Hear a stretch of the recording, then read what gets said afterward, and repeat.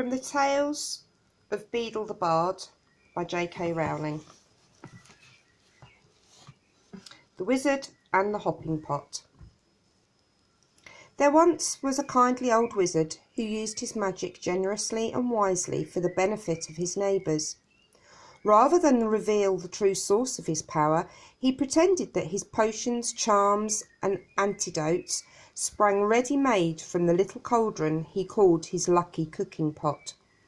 From miles around, people came to him with their troubles, and the wizard was pleased to give his pot a stir and put things right.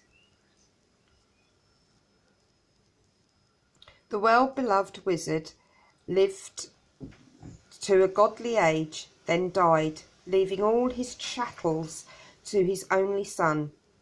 This son was very different disposition to his gentle father. Those who could not work magic were, to his son's mind, worthless, and he had often quarrelled with his father's habit of dispensing magical aid to their neighbours.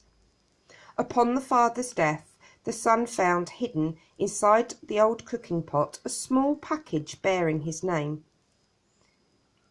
He opened it, hoping for gold, but found instead a soft, thick slipper, much too small to wear, and with no pair. A fragment of parchment within the slipper bore the words, in the fond hope, my son, that you will never need it." The son cursed his father's age-softened mind, then threw the slipper back into the cauldron, resolving to use it henceforth as a rubbish pail. That very night a pleasant woman knocked on the front door. "My granddaughter is afflicted by a crop of warts, sir," she told him. "Your father used to mix a special poultice in that old cooking pot." "Begone!" cried the son. "What care I for your brat's warts?" He slammed the door in the old woman's face. At once there came a loud clanging and banging from his kitchen. The wizard lit his wand and opened the door, and there, to his amazement, he saw his father's old cooking pot.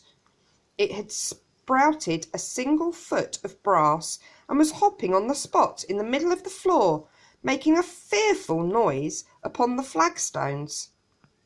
The wizard approached it in wonder, but fell back hurriedly when he saw that the whole of the pot's surface was covered in warts. "Disgusting object!" he cried, and he tried firstly to vanish the pot, then to clean it by magic, and finally to force it out of the house. None of his spells worked, however, and he was unable to prevent the pot hopping after him out of the kitchen, and then followed him up to bed, clanging and banging loudly on every wooden stair. The wizard could not sleep at all that night for the banging of the warty old pot by his bedside, and the next morning the pot insisted upon hopping after him to the breakfast table. Clang, clang, clang went the brass-footed pot, and the wizard had not even started his porridge when there came another knock at the door. An old man stood on the doorstep. "'Tis my donkey, sir," he explained. "Lost she is, or stolen, and without her I can't sell my wares at market, and my family will go hungry tonight." "And I'm hungry now," roared the wizard, and slammed the door upon the old man. Clang, clang, clang went the cooking pot on its single brass foot upon the floor.